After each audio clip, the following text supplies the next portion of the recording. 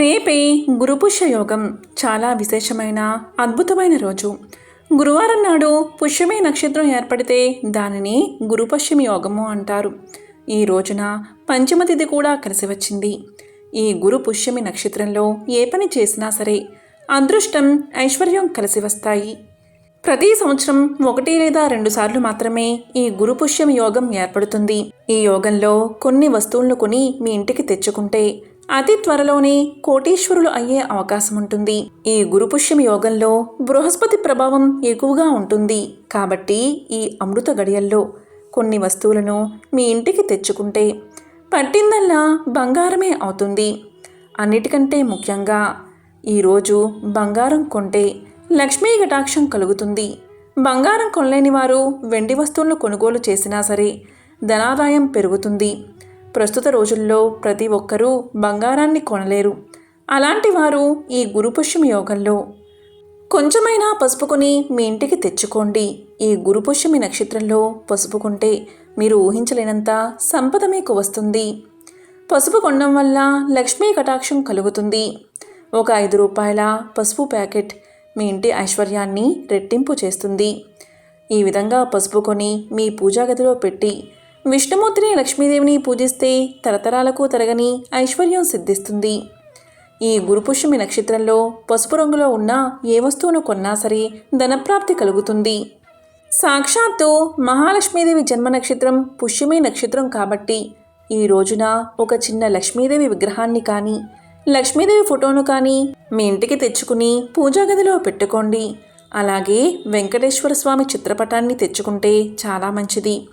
అలాగే ఈ గురుపుష్యమి నక్షత్రంలో ఉదయం స్నానం చేసేటప్పుడు నీటిలో చిటికెడు పసుపు వేసుకుని స్నానం చేస్తే మీ జాతకంలోని దోషాలు తొలగిపోతాయి.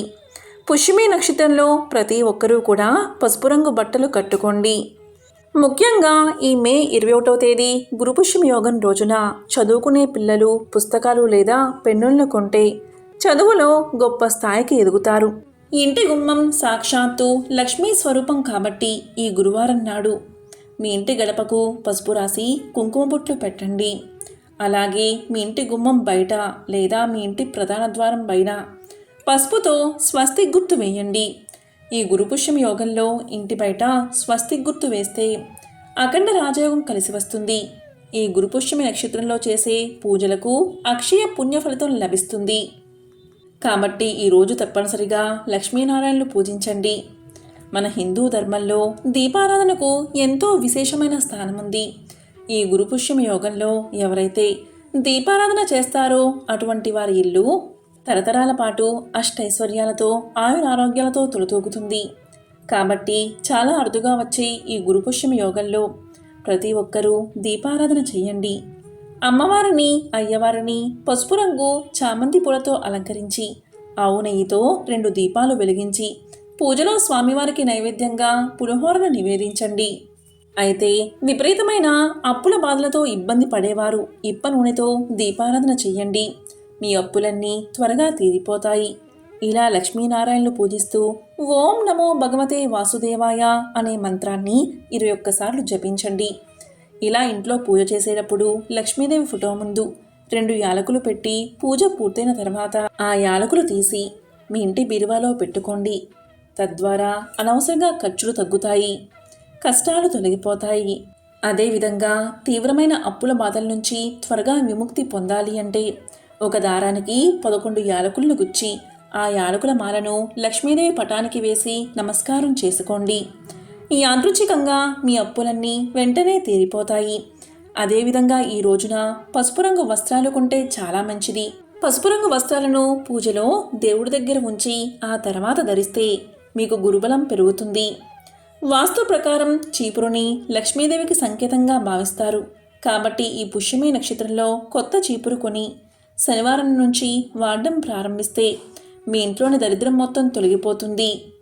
అదేవిధంగా ఈ పుష్యమి నక్షత్రంలో కొత్త రాగి వస్తువులు లేదా ఇత్తడి వస్తువులు కొనుగోలు చేస్తే అన్నపూర్ణాదేవి యొక్క అనుగ్రహం మీకు కలుగుతుంది. ఇంట్లో ధనానికి, ధాన్యానికి లోటు ఉండదు. ఈ గురుపుష్యమి యోగం రోజు ఉదయాన్నే స్త్రీలు తలస్నానం చేసి తులసి మొక్క మొదట్లో కొద్దిగా పచ్చిపాలు కలిపిన నీటిని సమర్పించి తులసికోట దగ్గర నెయ్యి దీపాన్ని వెలిగించండి. దీనివల్ల దరిద్రం తొలగిపోయి లక్ష్మీదేవి మీ ఇంట్లోకి వస్తుంది. అదేవిధంగా ఆడవారు ప్రతి ఒక్కరూ ఈ గురుపుష్యమి యోగంలో ఒక తెలుపు రంగు దారానికి పసుపు రాసి ఆ దారాన్ని తులసి కొమ్మకు కట్టండి.